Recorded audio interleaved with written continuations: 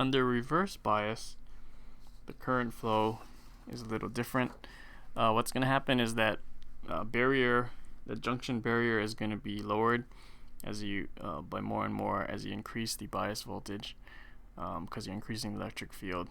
So the larger reverse bias voltage will increase the reverse bias current. So the reverse bias current is actually going to increase as a bit. So this graph is showing reverse bias current as a function of reverse bias voltage. So as you increase reverse bias voltage, your reverse bias current is increasing. And then this is breakdown. Okay, so this is a reverse bias section, and then breakdown, and the voltage, the current increases very quickly. Now this might look a little bit unfamiliar, so let's rotate this graph. So it looks like this, and maybe this will look more familiar now. So if I just estimate this to be, this is my current axis, I'll just estimate this to be voltage is equal to 0.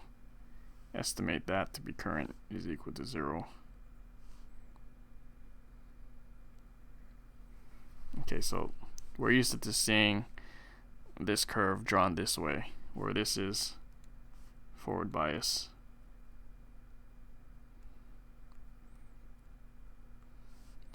This part is reverse bias. And this is breakdown.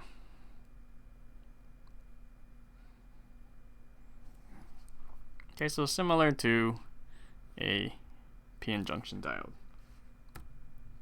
So let's review the differences again.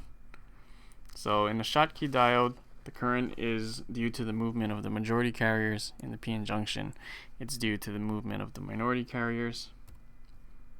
We have different reverse saturation current densities for each type. Schottky on this side, p-n junction on this side. The reverse saturation current of the Schottky diode is going to be much larger than the reverse saturation current of the p-n junction diode. Now remember, this is the ideal current that you get in reverse bias for the p-n junction diode.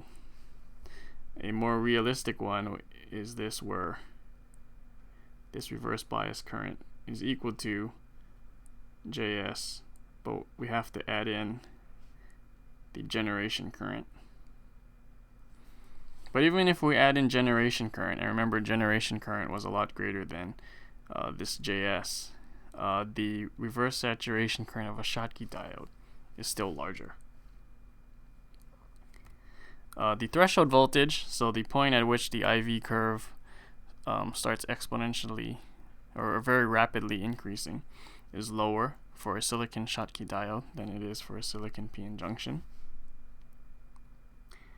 And like I said in the beginning of the introduction to the Schottky diodes, maybe most importantly, is that in a p-n junction diode you have a diffusion capacitance.